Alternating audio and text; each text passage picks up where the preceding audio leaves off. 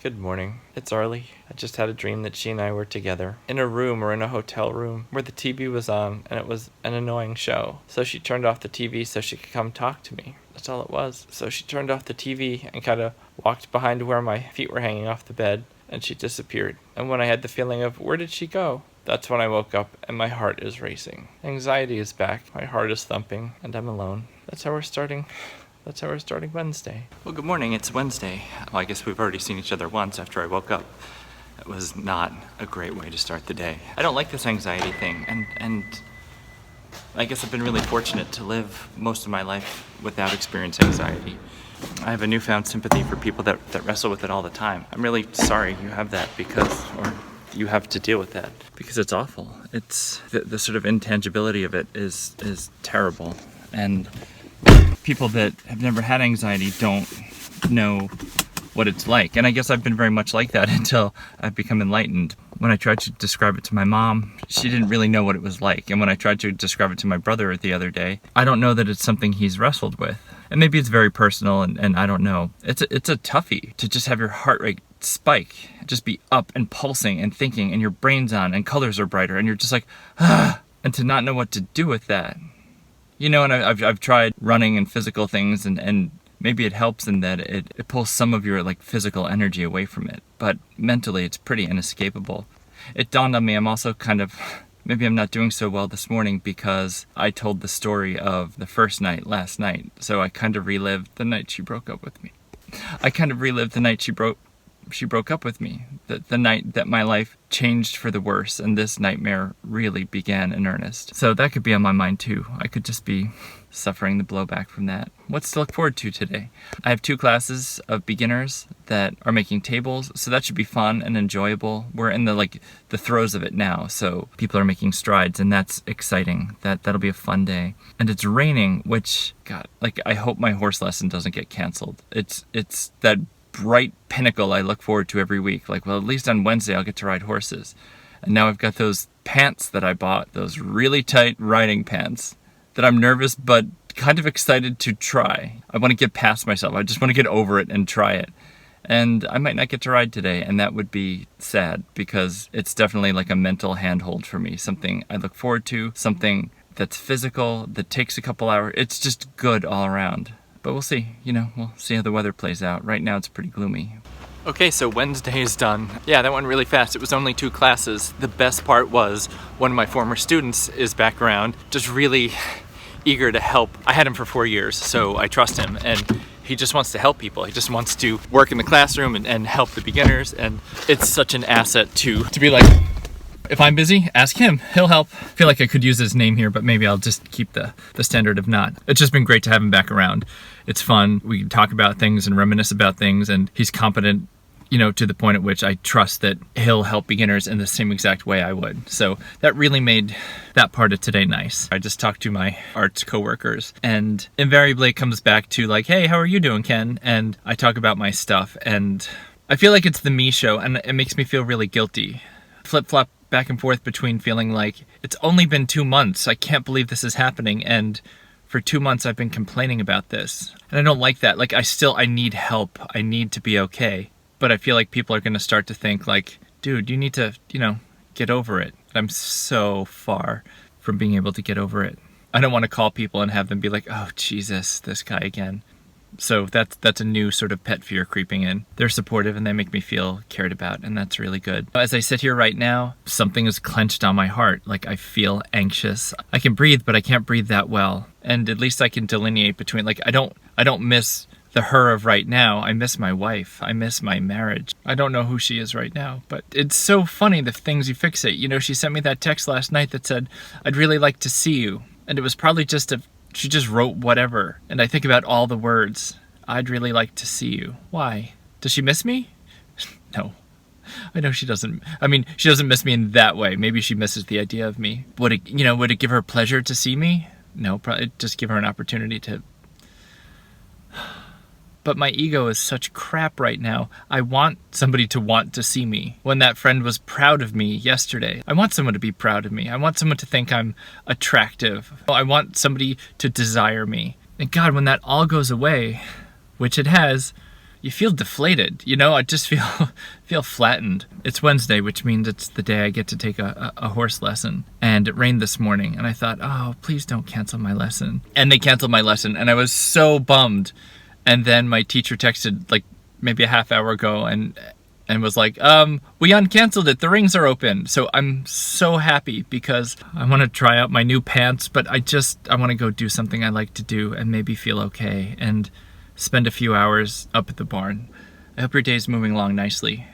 So I'm off to my lesson and to buy some wood for my students. It's weird, I feel like a superhero because I'm wearing tights under my clothes. I realized I can't just wear my breeches around because I have to go to the wood store, which is kind of a manly place. I also feel kind of like a spy because I came home and I can see water spots on the floor from where she parked, and I can see her tire marks from where she backed out and left. So she was here this morning, but she was gone by 12:30. So of course, the detective in me is like, where did she go? Did she go to Hamilton.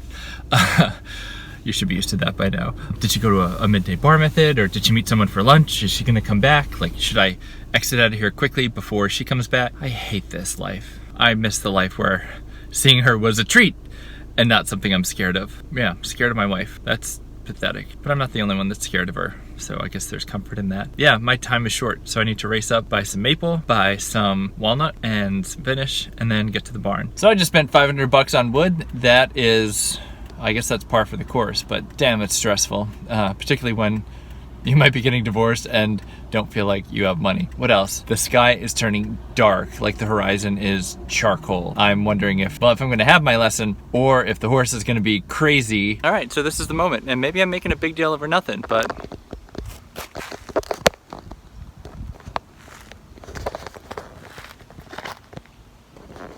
I think it's all right. Yeah, I'm gonna be fine.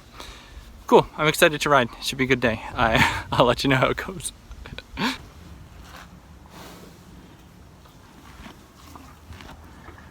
Guess what I did today?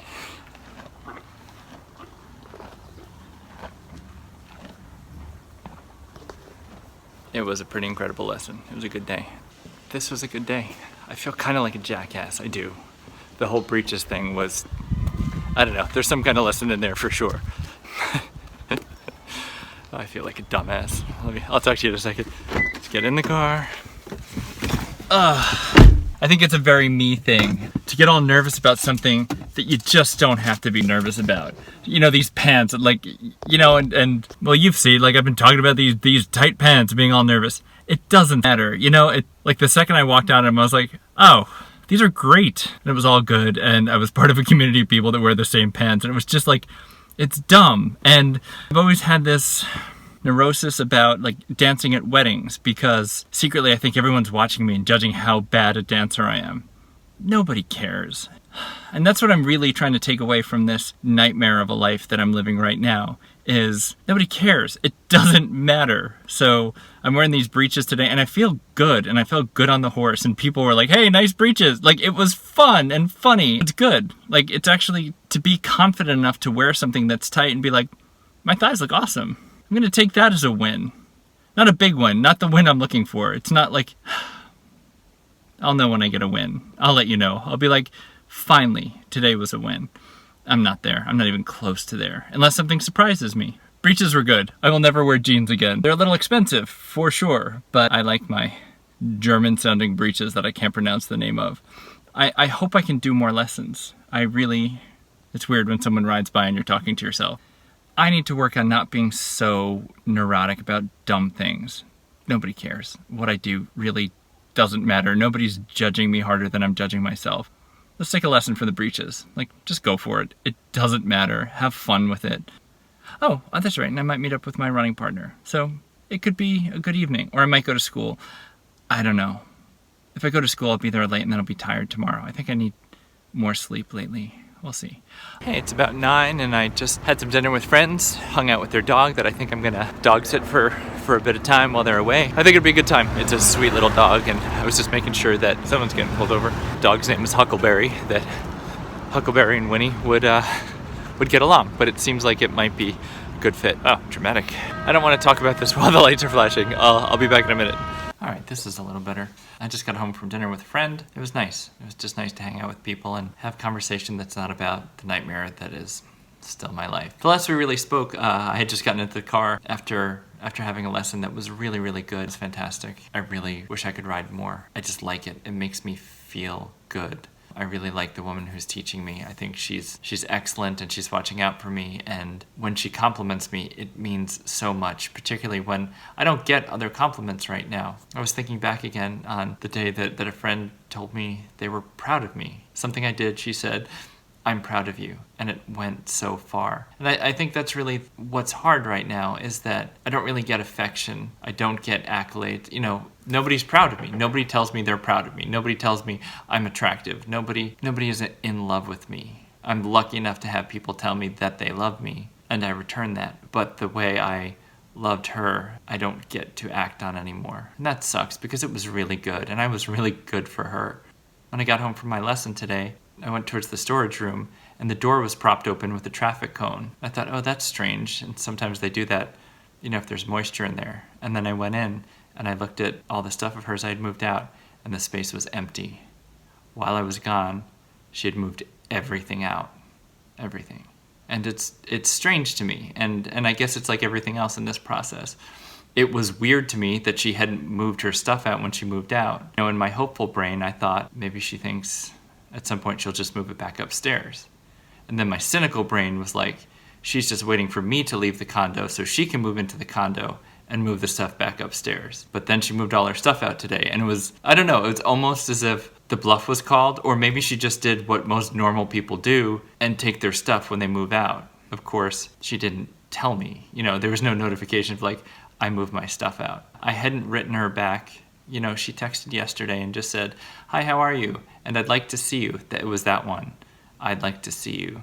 I'd really like to see you, I think it said. That was the one that stuck in my brain, because stupid hopeful me is like, ooh, she'd really like to see me. But logical me is like, she'd really like to see me so she can talk face to face about blowing up our lives. I know that. It just, the hopeful thing, it's so powerful. And I wonder if she's doing away with me, clearly. If going forward, will she ever have somebody who hopes for her as hard as I do? And I know that sounds pathetic, but like I'm working at putting to rest these feelings of hope and unconditional love. Like every day, like I feel pain and torture because of that. And every day I'm working to feel it less. And that's really sad, because all of this, like all of what's here is for her, like happily so. And talking to people about how hard she can be. And she can be hard, and she can be difficult. But I love her for that, and I accept her for that. And I was willing to spend my life helping her be better, helping her be good. We're a unit, and both of us are flawed. And I love her for hers, and we will work to make each other better. That's the covenant, right? That's what we agreed on. And that's what I committed to. And in the face of that, I guess we're getting to a point at which it's getting to be too late, but the underlying hope is still there. Well, I texted her tonight, and I said, the rest of my week and weekend are totally full. Maybe we could meet up sometime next week. And she just texted back, okay. And I was tempted to text her, are you okay? But the voices of lots of people who care about me were blaring in my head saying, don't engage. She doesn't love you. She doesn't want you. She's not coming back. My mantra. She wants to see me for selfish reasons. That is true. She took all her things today. Another statement towards, I'm peacing out of here. I mean, she's already gone. She's been gone for 2 months. So yeah, she's gone. And I wonder if I'll regret making these videos someday, if I'll look at me and be like, God, you're so flippin' pathetic. But right now, this is as honest as I can be. This is a hard time. Every day is hard. I guess that's really it. I want to keep making me better for whoever I get to date next. I really want somebody, because I'm so lonely. Every day I say that, but I could be really good for someone. I could really be good for her, but she just doesn't want it. And God, that hurts, because I'm like tailored to be good for her. I've spent years crafting my ability to be good for her. And it's like wasted talent. Like I'm so good at it, and now I just have to throw it away. And that sucks, because I feel like this guy who doesn't know her as well is better at it than me, or she thinks he is. And there's no way he can be. I know her so well. I mean, I don't know the her of now. Like, I have no idea who that is. But old her, the one I'm married to, yeah, I'm flawed, of course, and there's things I can improve on, and I would. I'd work hard to be a better version of me for her. But I know how to take care of her. I know what's good for her. I know when she needs to be pushed, and I know when she needs to be left alone. And I don't get to do that anymore. And I know it really is her loss, you know, and at some point I'll think I'm better for it. And I'll think like, oh, yeah, you know, I'm so much happier now, blah, blah, blah. Because everyone tells me that. I don't believe it right now, but everyone tells me that.